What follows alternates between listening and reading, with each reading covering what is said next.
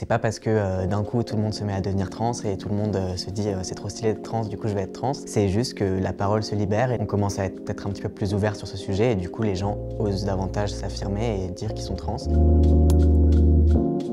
Bonjour, je m'appelle Swan Pag, je suis comédien notamment dans Scam France et je vais parler des idées reçues sur la transidentité.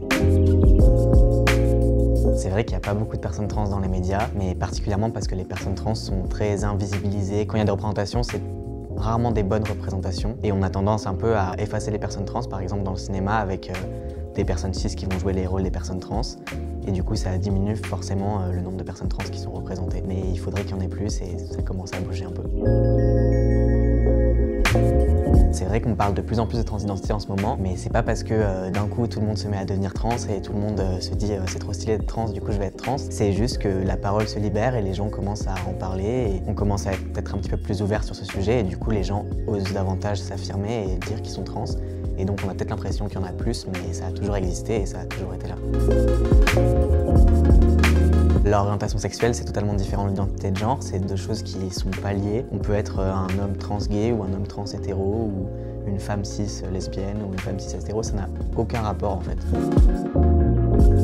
Je pense que tout le monde a des idées transphobes et des biais transphobes puisqu'on vit dans une société qui l'est et qui nous éduque à l'être et qui nous éduque dans des idées et des schémas très cis-normés. Sachant qu'une personne cis, c'est une personne dont l'identité de genre est en accord avec celle qu'on lui a assignée à la naissance. Et donc, en fait, tout le monde est un peu transphobe puisque tout le monde a grandi avec ça, a été éduqué avec ça.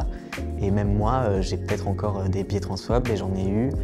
Et c'est quelque chose que chaque personne doit déconstruire en fait. Il y a de plus en plus de ressources sur internet de personnes trans qui font des vidéos, des articles, des sites où ils expliquent un peu comment se déconstruire et comment parler des personnes trans, comment être un ou une bonne alliée. Donc voilà, il faut aller se renseigner et s'intéresser à tout ça. Transsexuel, le transsexualisme, tout ça, c'est des termes qui étaient utilisés avant pour désigner une maladie mentale, donc jusqu'en 2010 c'était considéré comme une maladie mentale.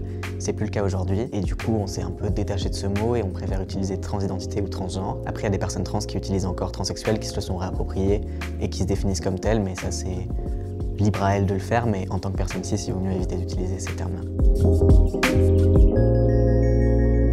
Une personne trans peut jouer des personnages trans et une personne trans peut jouer des personnages cis. Il n'y a pas de règles là-dessus. Ce qui est important, c'est que les rôles trans soient plutôt joués par des personnes trans et par des personnes dont l'identité de genre correspond à celle du personnage. C'est important d'avoir cette visibilité, de donner l'accès à l'emploi aux acteurs et actrices trans. Parce que souvent, c'est par exemple des femmes cis qui vont jouer des hommes trans et des hommes cis qui vont jouer des femmes trans.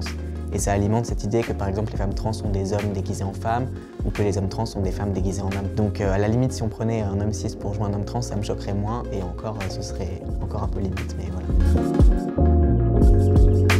Un homme trans, c'est pas une femme qui devient un homme et une femme trans, c'est pas un homme qui devient une femme. C'est quelque chose qu'on a toujours été, c'est pas un truc qu'on choisit ou qu'on devient avec le temps. C'est par exemple, moi je suis un homme trans, j'ai toujours été un homme et peu importe, même si avant j'étais perçu comme une femme, ça veut pas dire que j'étais une femme pour autant, juste j'étais un homme et on me percevait comme une femme.